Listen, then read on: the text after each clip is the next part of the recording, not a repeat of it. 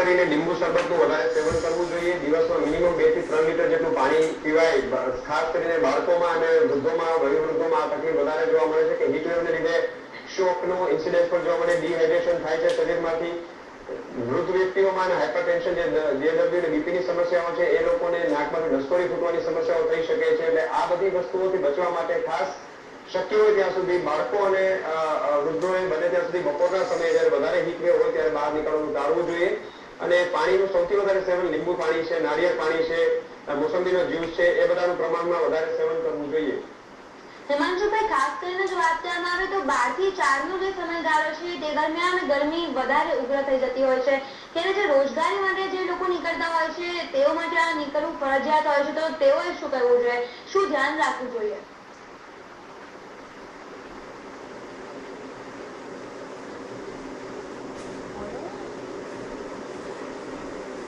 એમણે ખાસ કરીને માથાનો ભાગ અને મોઢાનો ભાગ ઢંકાયેલો રહે એ રીતે રોજગારીમાં જવું જોઈએ અને સાથે પાણીની બોટલ રાખવી જોઈએ।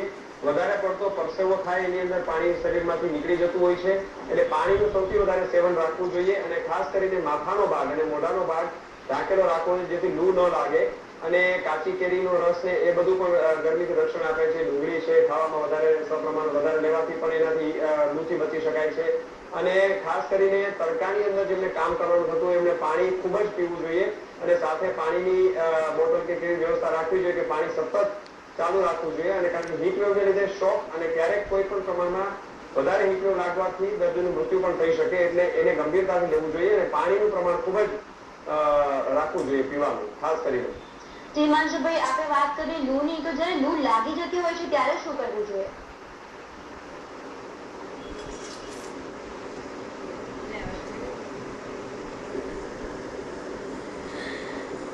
લૂ લાગી જાય ત્યારે ખાસ કરીને શક્ય હોય ત્યારે એને દાખલ કરી, અને જો બહુ જ લૂ લાગી જતી હોય, એનું બ્લડ પ્રેશર ફોલ થતું હોય, નિકોલ્સ ઢીલી થતી હોય તો એને તાત્કાલિક હોસ્પિટલમાં દાખલ કરી અને બાટલા ચડાવવા જોઈએ છે। પાણી શરીરમાંથી નીકળી ગયું હોય તો એને પાણી રિપ્લેસમેન્ટ કરવા માટે બાટલા ચડાવવા પડે છે હોસ્પિટલની અંદર દાખલ કરીને। અને આખા શરીરે પાણીથી શરીરને લોહી દેવામાં આવે છે જેથી એને તાપમાન એનું શરીરનું વધી ન જાય અને એને લૂની અસર મગજ સુધી ન પહોંચી જાય। અને ખાસ કરીને મોઢેથી જો પાણી લઈ શકતા હોય તો ગ્લુકોઝનું પાણી છે, મોઢેથી નાળિયેરનું પાણી છે, સતત આપવું જોઈએ। અને ઉલટી કે એવી કોઈ સમસ્યા કે ઝાડા સાથે થયા હોય તો એ પ્રમાણે હોસ્પિટલમાં દાખલ કરીને વધારે પડતી લૂના કિસ્સાઓમાં એવી સારવાર આપવી પડે। સામાન્ય લૂના કિસ્સાઓમાં ઘરગથ્થુ ઉપાય થઈ શકે, પાણી વધારે પીવું, ગ્લુકોઝ પાણી વધારે પીવું, ચક્કર આવે તો તાત્કાલિક તેની સારવાર લેવી જોઈએ। ચક્કરથી ખાસ કરીને લૂ લાગે ત્યારે તકલીફમાં ચક્કર આવવા, અંધારા આવવા, આંખ સામે માથું દુખવું, માથાની અંદર સણકા આવવા અને પોતાનું બેલેન્સ ન જાળવી શકે, આ બધી સમસ્યાઓ, મોઢું સુકાવવું, આ બધી સમસ્યાઓ લૂના ચિહ્નો છે। સામાન્ય લૂ ઘરે સારવાર લઈ શકાય, વધારે પડતી લૂ લાગવાના સંજોગોમાં હોસ્પિટલમાં દાખલ કરી અને સારવાર લેવી જોઈએ। લૂને અવગણવી ન જોઈએ। ખાસ કરીને મેં કીધું એ પ્રમાણે નાના બાળકો અને જે લોકોને બ્લડ પ્રેશરની કે એવી સમસ્યાઓ છે એમને ખાસ ધ્યાન આપવું જોઈએ, કારણ કે અને ગર્ભવતી મહિલાઓને, કારણ કે આ બધી સમસ્યાઓમાં આ લોકોની એટલી બધી સાઈડ ઇફેક્ટ થઈ શકે કે ક્યારેક આ જીવલેણ નીવડી શકે। એટલે લૂથી બચવા માટે ખાસ આ બધા ઉપચારો તો તાત્કાલિક ઘરગથ્થુ શરૂ કરી દેવા જોઈએ। હિમાંશુભાઈ, ખાસ કરીને જો વાત કરવામાં આવે ગરમીની, તો ગરમીના કારણે ચામડીના રોગોનો પણ વધારો થતો હોય છે, સનબર્ન થઈ જતું હોય છે, તો તે વિશે શું કહેશો?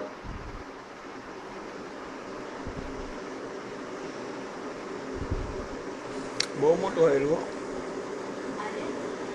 એ વસ્તુ બહુ સાચી છે। ગરમીને કારણે ચામડીના રોગોનું પ્રમાણ વધે છે, કારણ કે આપણી ચામડી અમુક ગરમીથી વધારે ગરમી સહન કરવા ટેવાયેલી નથી હોતી। એટલે શક્ય હોય ત્યાં સુધી આપણે કોણી સુધીના ગ્લોવ્સ જે આવે છે એ સ્કૂટર ડ્રાઇવિંગ જે લોકો વધારે કરતા હોય એ લોકોએ પહેરવા જોઈએ। ગોગલ્સ છે, ફેસ માસ્ક છે, માથે વ્યવસ્થિત રીતે માથું પણ ઢંકાવવું જોઈએ જેનાથી સનબર્ન ન થાય। ખાસ કરીને મોજા પહેરવા જોઈએ જેનાથી સન હીટ ન થાય। અને સનબર્નના કેસીસમાં ઘણી વખત સનસ્ક્રીન લોશન જે ઘરની બહાર નીકળવાનું વધારે બપોરે થતું હોય તો એ પણ લગાડીને નીકળી શકાય છે। પણ વધારે પડતો એક્સપોઝ પાર્ટ, શરીરના જે ભાગની અંદર હીટ વધારે લાગતી હોય એને કવર કરીને નીકળવું વધારે હિતાવહ। કોટન કપડામાં, સુતરાઉમાં નહીં, કોટન કપડા વધારે પહેરવા જોઈએ જેથી સનબર્નની ઇફેક્ટ એટલી ઘટી શકે। હિમાંશુભાઈ, બિલકુલ ગરમીની સિઝન છે ત્યારે ખાવામાં શું ધ્યાન રાખવું જોઈએ? બટેટા, પહેલી વાત બટેટા,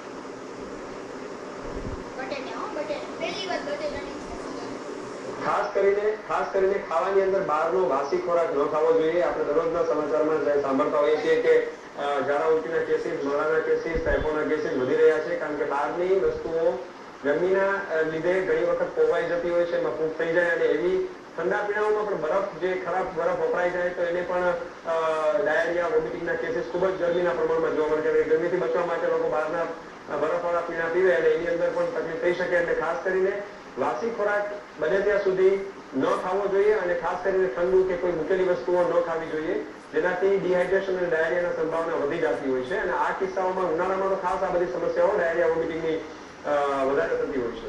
એટલે ગરમ વસ્તુઓ ખાવી જોઈએ, વાસી વસ્તુઓ અને સાવ ઠંડી વસ્તુઓ બહારની ન ખાવી જોઈએ. હિમાંશુભાઈ, કયા સમયગાળામાં ગરમીની વધારે અસર થતી હોય છે?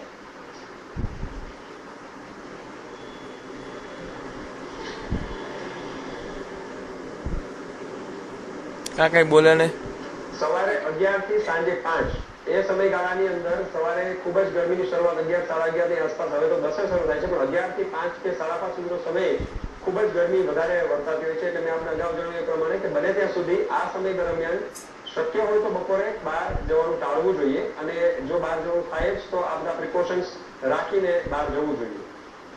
હિમાંશુભાઈ, બિલકુલ વધારે જો ગરમીની અસર થાય લાલભાઈ હતા, લોકોનું મોત પણ થઈ જતું હોય છે, તે વિશે આપ શું કહેશો? સ્કૂટર વાળો હતો ને, લાલભાઈ હતા.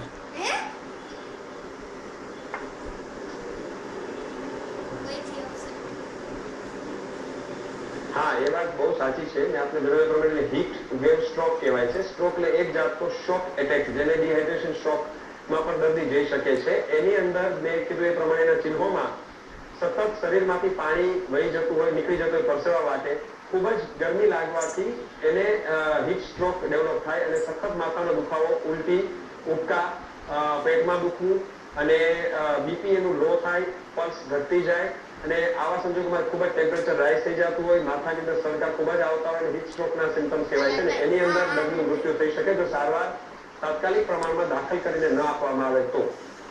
હિમાંશુભાઈ, બિલકુલ જેમ કે આપણે જણાવ્યું કે હીટ સ્ટ્રોકની અસર થતી હોય છે, તો જ્યારે હીટ સ્ટ્રોકની અસર થાય અને તાત્કાલિક જો સારવાર આપવાની હોય તો શું કરવું જોઈએ?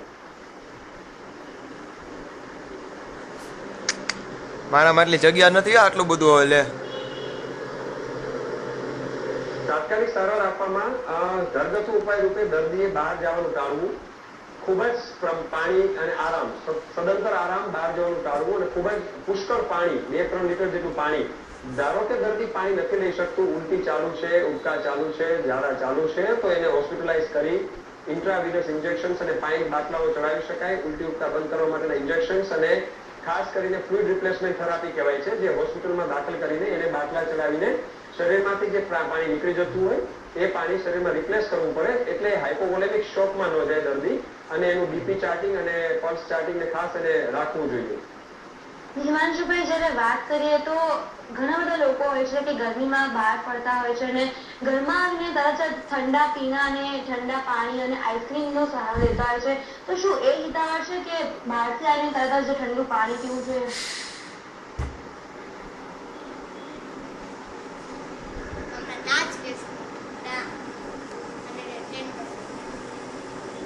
ના, તરત જ ઠંડુ પાણી પીવું ના જોઈએ, કારણ કે થોડો સમય એટલે જવા દેવું જોઈએ કે આપણું શરીર ગરમી અને ઠંડી ઋતુ વચ્ચે કોપ અપ નથી કરી શકતું હોતું, અને ટેમ્પરેચર ડિફરન્સની જે ઇફેક્ટ થાય છે, ઘણા લોકોને એવી પણ આદત હોય કે તરત જ ગરમીમાંથી એકદમ ઠંડા એસીમાં જવું, અથવા ઠંડા એસીમાંથી એકદમ ગરમીમાં એક્સપોઝ થવું, જે શરીર એટલું ઝડપથી એડપ્ટ કરી શકતું નથી હોતું. એટલે થોડું, સપોઝ બહારથી આવે છે તો થોડો સમય 5-10-15 મિનિટ થોડી વાર ખમ્યા પછી એને પાણી પીવું જોઈએ. એકદમ ઠંડુ પાણી ન પીવું જોઈએ. માટલાનું પાણી પી શકે, અને પછી થોડી સમય પછી એને પીવું હોય તો બરફવાળું પાણી પીવે, પણ તરત જ પાણી ન પીવું, કારણ કે બોડી ટેમ્પરેચર એકદમ 42 ડિગ્રીમાંથી 20 કે 22 ડિગ્રી એસીનું ટેમ્પરેચર પણ બોડી એડજસ્ટ ના કરી શકે, અને એટલું ઝડપી ફેરફાર બોડીના ટેમ્પરેચરમાં ન થવો જોઈએ. હિમાંશુભાઈ, બિલકુલ આપ લાઈન પર બન્યા રહેજો. આપની સાથે આ ચર્ચાની યથાર્થ